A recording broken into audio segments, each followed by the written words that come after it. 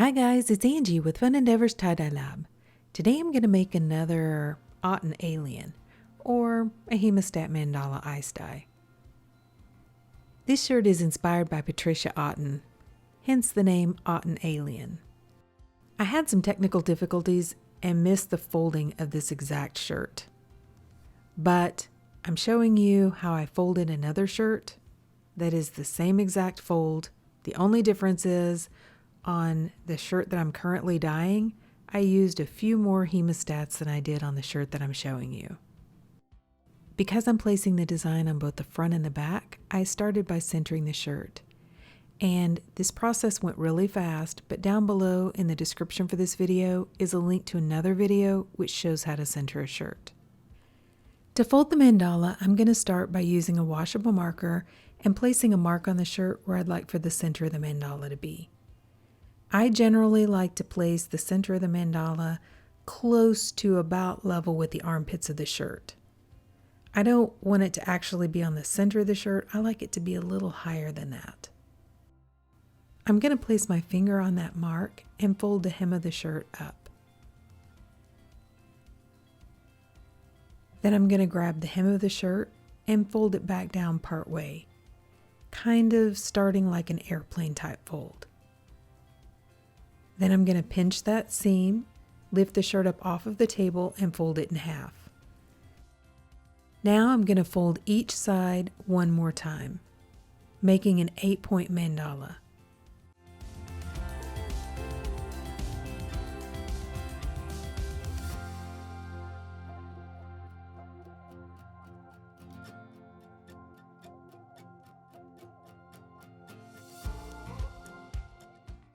I'm placing some 8-inch curved hemostats right at the very end or the center of the mandala at an angle. From here, I'm going to place either 10-inch or 12-inch hemostats in pairs on the shirt. I'm going to place the hemostats facing each other with the curved side in. And I'm going to alternate applying hemostats to either side of the shirt. I'm starting with the 10-inch hemostats, and once the fabric gets too thick, I'll switch over and start using 12-inch hemostats. I've coated my hemostats in heat shrink tubing which I purchased from either Lowe's or Home Depot. And that's going to help get a better grip on the shirt, and it's also going to help keep the hemostats from damaging my fabric. Okay, so I'm going to continue this process until I get out to the end of the shirt. I applied the hemostats the same way for the shirt that I'm getting ready to dye as the one that I'm showing you right now. The only difference is I added the hemostats a little bit closer together and I got more hemostat pairs on each side of the shirt. Then I'm going to place the shirt on top of a metal rack and set it aside for a couple of days and let it dry out completely. I think I get better color saturation on a mandala whenever I apply the dye to a dry shirt. If you want a little bit more information about that topic, I have a blog post out on my website, and down below in the description for this video is a link to my website.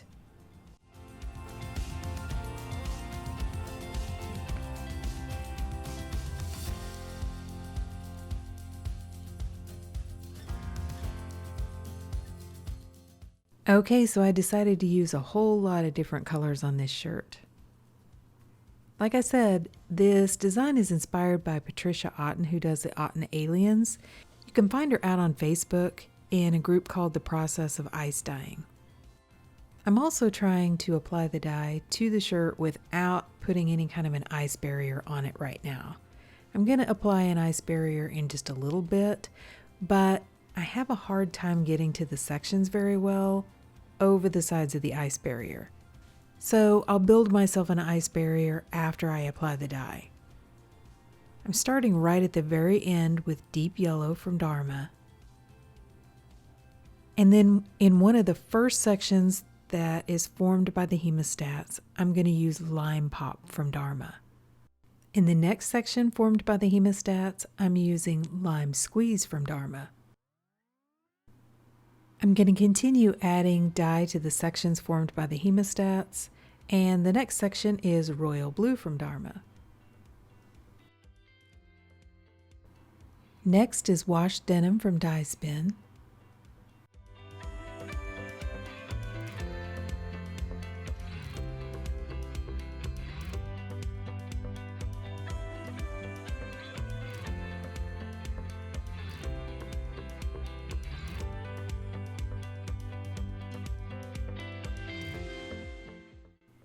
Even Song from Die Spin.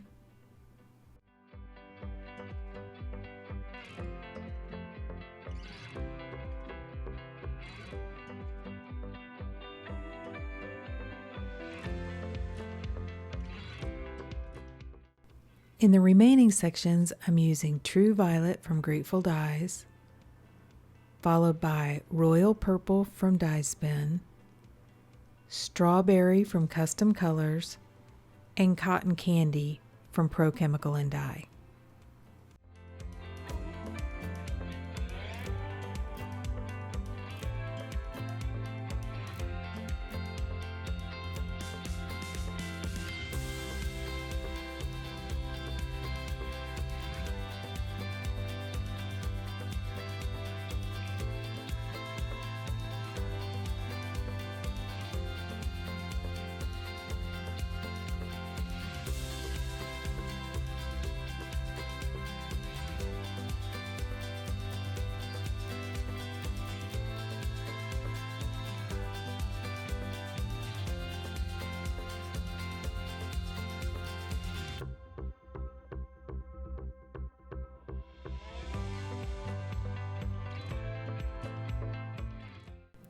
In the remaining areas, I'm starting with Lapis from Pro Chemical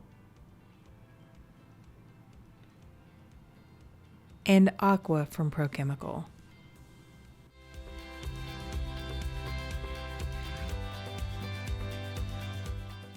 Then I'm using Azure Blue from Dharma,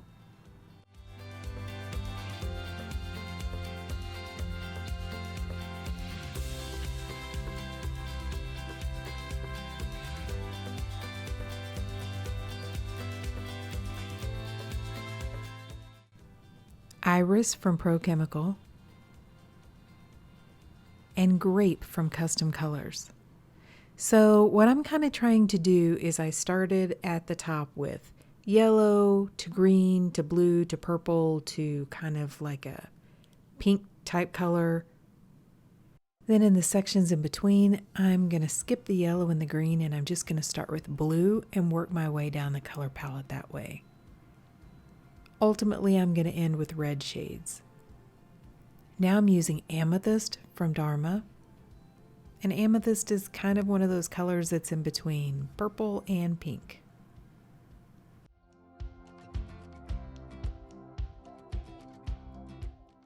I'm also adding Aurora, which is a dye spin color.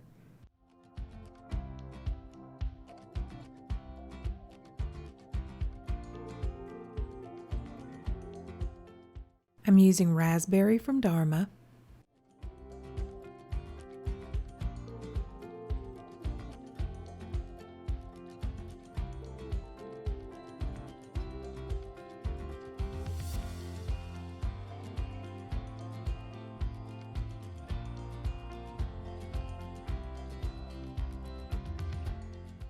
This last area is pretty big, so I'm going to use 3 different colors in this space.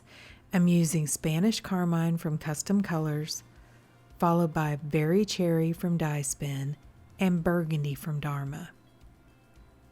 If you'll notice too, I've been using the back of my spoon to kind of flatten the dye into the shirt.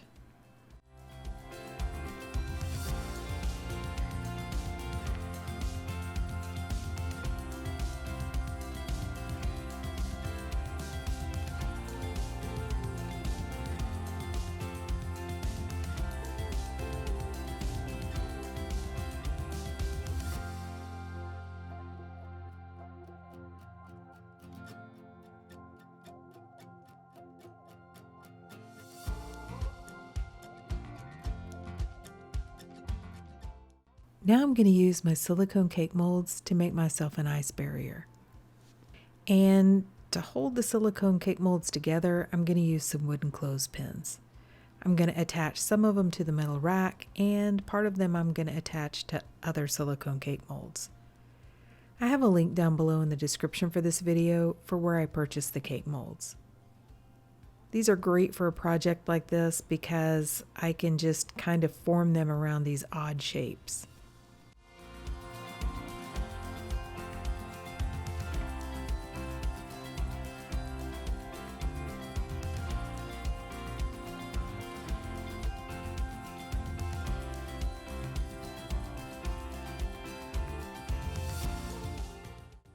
Now I'm going to add some additional dry soda ash over the top of the die and add on a layer of ice. I purchased some silicone molds which do 2-inch square ice cubes. And I'm going to use that for this shirt. It's going to give a little bit slower melt and I won't have to add as many layers of ice. I purchased the silicone molds from Amazon. I think they're intended to be used for whiskey. I'll leave a link down below in the description for where I got them. I also have just some little ice cubes that I made using another silicone mold that I found up in my cabinet, which I never use for its intended purpose. I think it's meant for not cupcakes, but something kind of like that. Then I'm going to put one end of my rack down in the bottom of the container to put the shirt at a slight incline. So after these larger chunks of ice melted, I came back and checked the shirt, and the dye had gone through really well to the back side. So I just left it alone. There is some undissolved dye left sitting on top, but I didn't add any more ice. I left the shirt and allowed it to process for at least 24 hours before I started rinsing. I knocked my camera during the rinsing process, so I have half table and half sink during the rinse out, so I'm sorry. I rinsed it like normal though, rinsing in cold water to rinse out the soda ash. I took the hemostats off of the shirt, warmed the water up to hot, continued rinsing to rinse out any of the excess dye. Then I put the shirt, after it was rinsing almost clear, into my washing machine, washed it using a little bit of Dharma's Professional Textile Detergent in a hot water cycle, then dried it and ironed it, and this is what it looks like. Okay, so what do you think? I think this one's really pretty. It obviously doesn't look as great as one of Patricia Otten's aliens do, but my dye isn't traveling quite as far down the shirt as hers does. And it's got to be something in like the amount of ice that I'm using or something like that. I'm not entirely sure. I do like the fact that I added more sections though. This time I added more hemostat pairs, and I like having more of the little sections going down the shirt. I like the color combination too. I think it works really well. Like the green flowing into the blue, into the purple, and so on. But what do you guys think? Drop me a comment down below and let me know. And if you enjoyed watching me make this shirt, I sure would appreciate it if you would like the video and subscribe to my YouTube channel. Thank you all for watching, and I hope you have a great day.